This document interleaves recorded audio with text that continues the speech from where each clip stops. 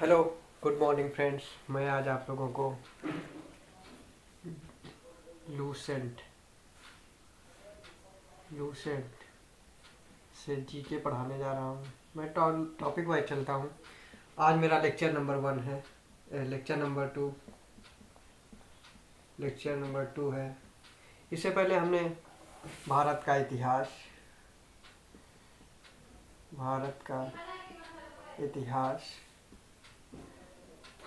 बता चुके थे। प्राचीन भारत, इसके बारे में भी बता चुके थे। ठीक है, वैसे हम प्राचीन भारत को आज फिर से रिवाइज करा देंगे। प्राचीन भारत जो है, इसमें पहला क्या आता है प्राचीन भारत में? प्राचीन भारतीय इतिहास के स्रोत क्या आते हैं? प्राचीन भारतीय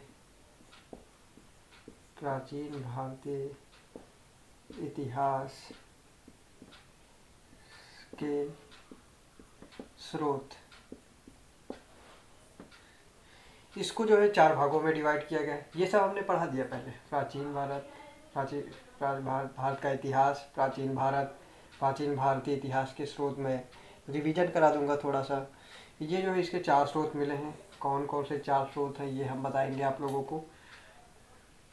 पहला स्रोत है धर्म ग्रंथ।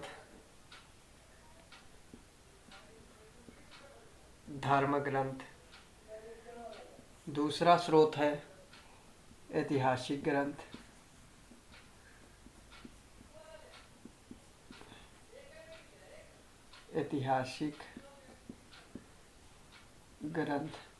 इसका अगला स्रोत है विदेशियों का विवरण। क्या है? विदेशियों का विवरण। और इसका लास्ट है पुरातत्व संबंधी तथ्य। पुरातत्व संबंधी तथ्य या फिर कह लो साक्ष्य। ठीक है, इसमें जो है धर्म ग्रंथ के बारे में हम पहला इसका ये टॉपिक लेके चलेंगे। धर्म ग्रंथ, इसको जो है धर्म ग्रंथ के बारे में बताएंगे। धर्म ग्रंथ और ऐतिहासिक ग्रंथ से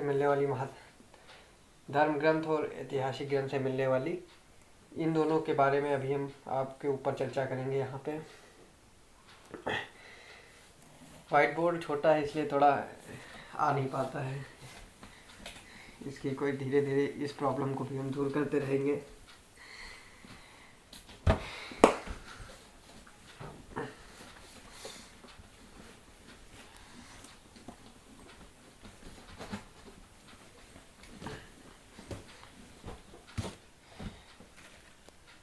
अब हम पढ़ेंगे धर्म ग्रंथ और ऐतिहासिक ज्ञान से मिलने वाली महत्वपूर्ण जानकारियाँ। धर्म ग्रंथ और ऐतिहासिक ग्रंथ से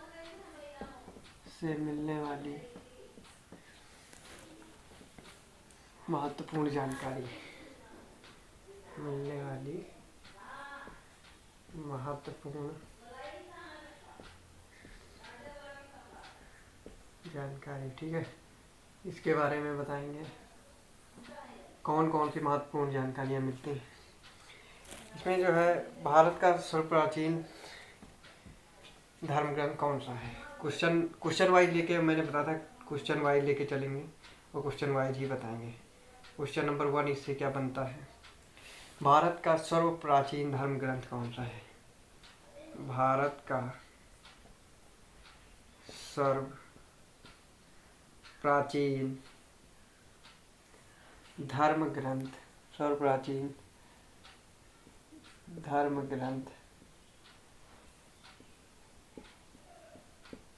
कौन सा है? तो भारत का क्या भारत का सर्व प्राचीन धर्म ग्रंथ कौन सा है? तो भारत का सर्व प्राचीन धर्म ग्रंथ कौन सा है? वेद है। क्या है? वेद। क्वेश्चन वाइज चलेंगे तो आराम रहेगा, वो पढ़ाने में भी और आपको समझ में भी आएगा। क्वेश्चन नंबर 2 क्या बनता है इससे? वेद के संकलन करता किसको माना जाता है? इसके जो वेद हैं, वेद के जो संकलन करता है, संकलन करता इसके कौन है? वेद के संकलन करता कौन है? वेद के जो संकलन करता थे वो थे महर्षि कृष्णद्वैपायन। महर्षि कृष्ण द्वैपायन,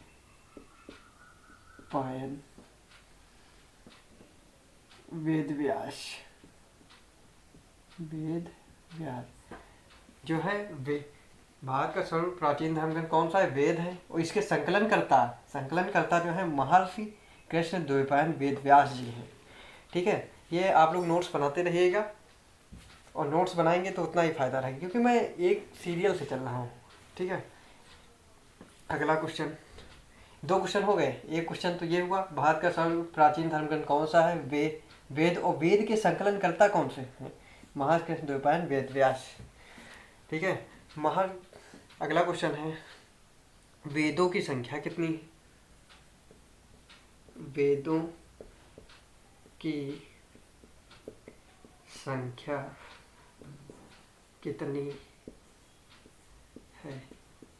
अगला क्वेश्चन वेद से है, वेदों की संख्या कितनी है? तो वेदों की संख्या कितनी है? 4। और 4 वेद कौन कौन से हैं? 4 वेद कौन कौन से हैं? 4 वेद जो हैं हमारे हैं, पहला ऋग्वेद। कौन सा? ऋग्वेद। दूसरा यजुर्वेद। कौन सा वेद है? यजुर्वेद। तीसरा सामवेद।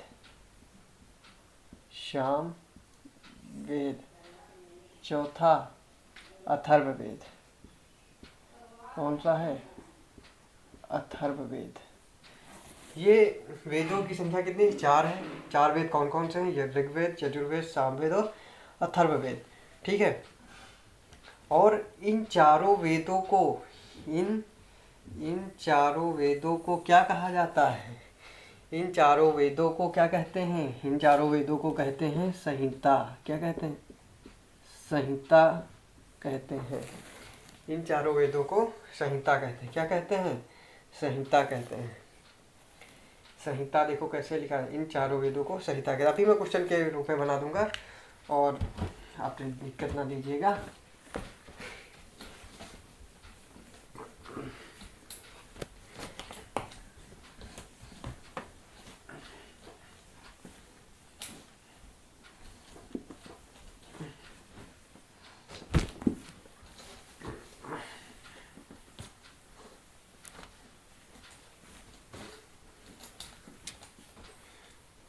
जो हमारे 4 वेद थे, 4 वेद जो थे कौन कौन से थे? ऋग्वेद, दूसरा यजुर्वेद, तीसरा सामवेद, चौथा अथर्ववेद।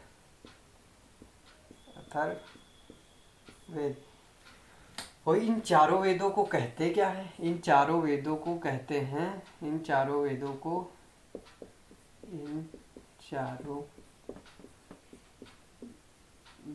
को संहिता कहते हैं। क्या कहते हैं? संहिता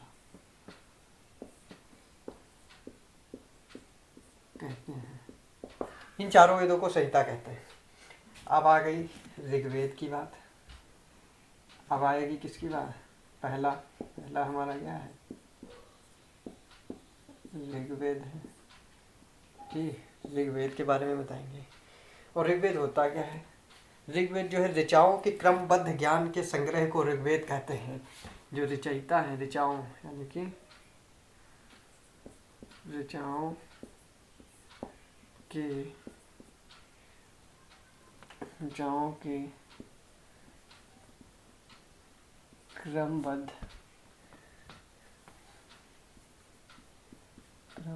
ज्ञान के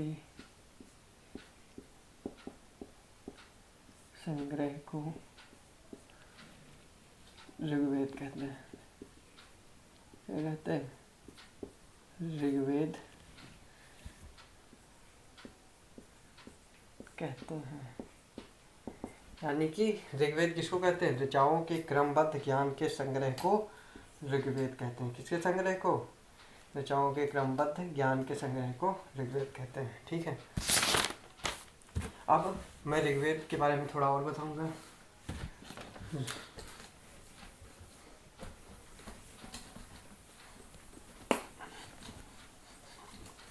अभी आज सिर्फ मैं ऋग्वेद के बारे में ही बताऊंगा, और सामवेद, अथर्ववेद, यजुर्वेद ये सब है अगले टॉपिक में बताऊंगा।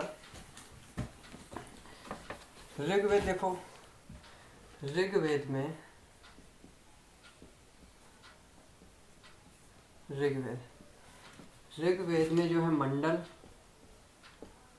मंडल की संख्या, मंडलों की संख्या जो है कितनी है? 10 है। ऋग्वेद की बात कर रहे हैं। ठीक, सूक्त कितने? ये सब कॉम्पिटिटिव में पूछते जाते हैं, कॉम्पिटिटिव के एग्जाम में पूछे जाते हैं। सूक्त जो है हमारे हैं 1028, और ऋचाएँ कितनी हैं? ऋचाएँ जो हैं 10,462। कितनी हैं? 10,462 हैं। ठीक है, वही किसके अकॉर्डिंग हैं?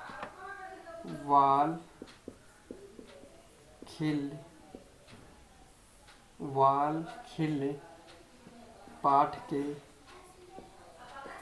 11 सूक्तों सहित। ठीक है,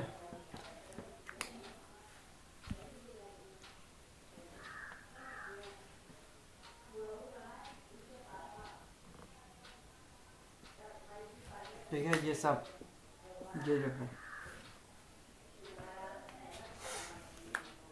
और मैं आगे क्वेश्चन एक बनाता हूँ। अगला क्वेश्चन है, ऋग्वेद के ऋचाओं के पढ़ने वाले ऋषि को क्या कहते हैं? ऋग्वेद के ऋचाओं के पढ़ने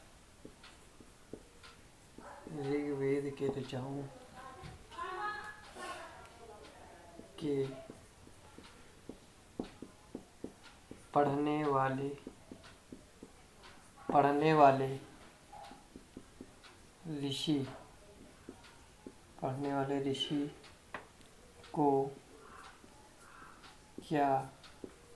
को क्या कहते हैं?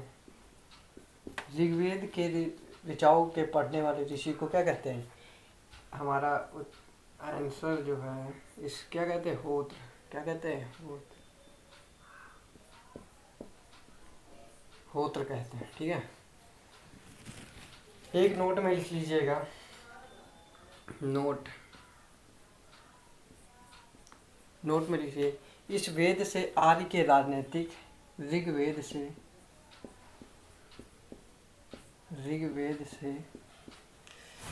आर्य के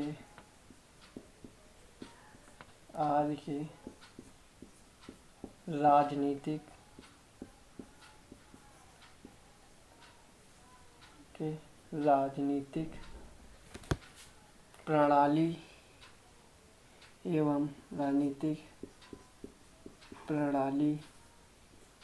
एवं इतिहास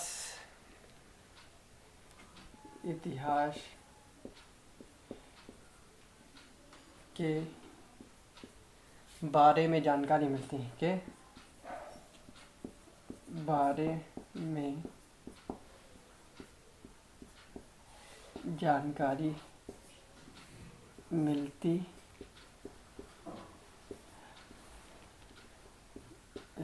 ठीक है। ऋग्वेद से आदि के राजनीतिक प्रणाली एवं इतिहास के बारे में जानकारी में, ये नोट में लिख लीजिएगा आप लोग, ये नोट में लिख लीजिएगा, बहुत इम्पोर्टेंट है। पूछा जाएगा ऋग्वेद से आदि के राजनीतिक प्रणाली एवं इतिहास के बारे में जानकारी मिलती है, मतलब क्या ऋग्वेद से कौन कौन से साक्ष्य मिलते हैं, ये सब पूछा जाएगा।